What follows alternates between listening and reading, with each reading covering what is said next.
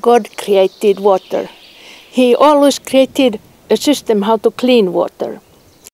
Some water is fading up, making clouds, and then it rains back again. And in some places, like this Virtankangas in Finland, the rainwater goes through thick sandbeds and stays long there underneath. That is groundwater. One company is going to pump every day millions of liters poorly cleaned river water on top of this esker to make artificial groundwater. So they will spoil all this groundwater. We must fight against them because the clean water must be saved for us and for all new generations.